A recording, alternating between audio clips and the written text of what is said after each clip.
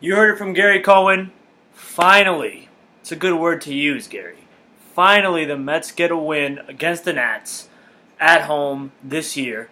And I'm back with my first Mets video since my return yesterday to the channel. Welcome back, Noise Drum No Sports, as it's now called. So, like I said yesterday in my video, eventually I was going to have to get into the Mets. It's my favorite sport, baseball. The Mets have been my favorite team, and I've been rooting for the Mets longer than I've been rooting for any team in sports. So, I couldn't avoid it forever, and I figured, forget it. Why don't we just jump into it right now, especially with the Mets winning today, and get this over with. So, state of the Mets. I'm not exactly certain on what I'm going to call this video yet, but I'll figure it out by the time I'm done. The Mets aren't going anywhere this year. It just is what it is. I mean, as a fan who obviously wants to see them do well, I've been hoping that, 3 out of 4 in Atlanta and big wins late in games, things like that, would jumpstart us. But the fact of the matter is that in the 2017 season, there is nothing to jumpstart. The Mets' issues right now as a team have nothing to do with us being sluggish or us, like I said, needing a jump-starting win or a win streak to get us going. The Mets' issues have to do with a few things. Number one, obviously, the most important issue, the biggest issue, injuries. I don't know what it's going to take to get this team to stay at least relatively healthy throughout a season, but something needs to change. I don't know who to blame. Is it the training staff? Is it the strength and conditioning coaches? I will say one thing, though, about the Mets' injuries. We have guys like Syndergaard hurt, and Cespedes, who's been hurt for most of the year, and is pretty much hurt still. We have these guys in the offseason lifting weights like they're football players. And as far as I'm concerned, now I understand you could make the case that they're athletes. Cespedes and Syndergaard are both big guys, and that why not lift a big amount of weight? It doesn't seem to work for baseball. That's all I'm saying here. I'm saying that if you look at some of the healthiest players in the league, I mean, think of a guy like Ichiro, who's 43, 44 now and still playing. You really think he's out there trying to squat as much weight as he can in the offseason? You think that any of these guys that have played, look at Cal Ripken, I know it was 2 decades ago, but still. You think Cal Ripken was in the weight room putting 500 pounds on the bar and squatting it? It just doesn't seem like that effective of a method for me. I understand you want to build muscle, of course. There are other ways of building muscle than doing these ridiculous workouts that these guys do. People have been building muscle for years without squatting 500 pounds. People have been hitting home runs for years without squatting 500 pounds. So, when it comes to injuries, obviously that's the worst possible way to have a season go badly. It just is. Because it's not a matter of being cold or not having enough talent. It's simply a matter of chance. And that sucks. That's how it has to be. But, it's like I said before, it just is what it is at this point. It happens. Injuries happen. Now, in terms of number 2, because there is some blame to be thrown around for this mess. The front office. Whether it's Sandy Alderson being given a bad budget, or Sandy Alderson simply being too passive, we made huge mistakes in this offseason. 1, the bullpen.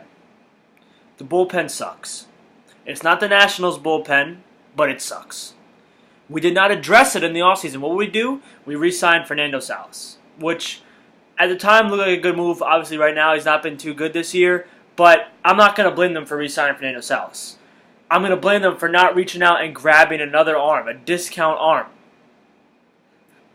Look at how much the Rockies paid Greg Holland. They paid him nothing. Now, obviously, Greg Holland's closing games, and maybe he'd be behind Familia. He'd probably be a closer now.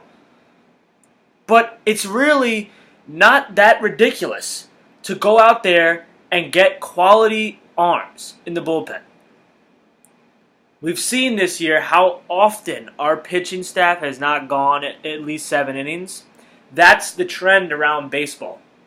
Starting pitchers are not going 7, 8 innings very often anymore. Thank goodness Jacob deGrom gave us 8 today. But this is a situation where you need to have 3, 4, 5 arms in the bullpen. That's just the generation we're in. They did not address that in the offseason. You know, and the Mets have such a horrific injury history. Yet our front office seemed to, play it as no one was going to get hurt. And that brings me to the biggest thing in terms of free agency and front office, which is that we didn't sign any starting pitchers. Because we felt that, as Sandy Alderson said, we were looking for 8th and 9th starters. Have you not been watching baseball? Everybody gets hurt, especially starting pitchers. I mean, even the good teams. Look at the Houston Astros this year. They've had 4 of their pitchers on the DL at some point. Keuchel's been on there 2 or 3 times. It's the nature of the game. Guys are throwing harder than ever, and even though they're throwing less pitches and innings, they're getting hurt way more often. Our team screwed that up. And we're paying the price. Now, I'm not a fan that's going to root for the team to lose. There's no such... I mean, sure, you can tank in baseball, but it's not as effective as, say, basketball. So I'm not rooting for the Mets to lose. I sit down, I watch the games, and I root for us to win. It's just baseball.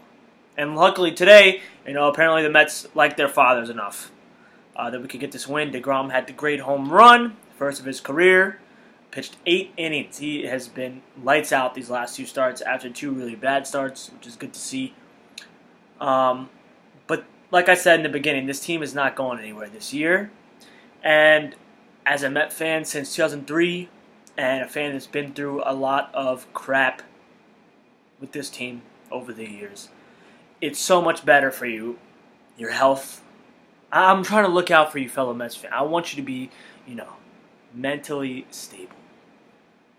It's so much better for your health and well-being if you just go ahead and accept the fact that the Mets are not going anywhere this season. It's not going to happen.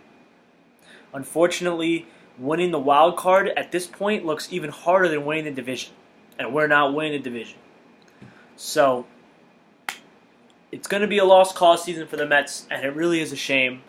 Of course, it hurts a little bit more these days because us Mets fans are kind of expecting good things now.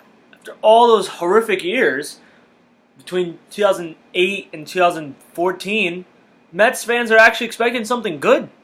And that's why this season sucks so much. But all we have is just to look forward to the rest of the seasons. 2018 is next on the docket, and you get Syndergaard back, and hopefully we can do some things in free agency. But right now, this is a team that is just treading water in a place that's not going to get them to the playoffs. So, root for Conforto. Root for Ahmed Rosario when he finally does come up. And that's about it. I mean, just enjoy the games. Don't enjoy the season, because the season's not going to be enjoyable. But enjoy the games. Oh, this is not a good time for this team. But anyway, guys, enough with the melancholy, sad, downer tone. That's my video. After all, Mets did win today, so that's a good thing. Jacob deGrom is a beast, so that's a good thing. And Conforto came back a little bit, which was nice. I think I'm going to post 2 videos today. Don't know what I'm going to post next, but you can look out for that. It'll be coming up soon. Until then, it's your boy Omar of No Jump No Sports. See you guys later.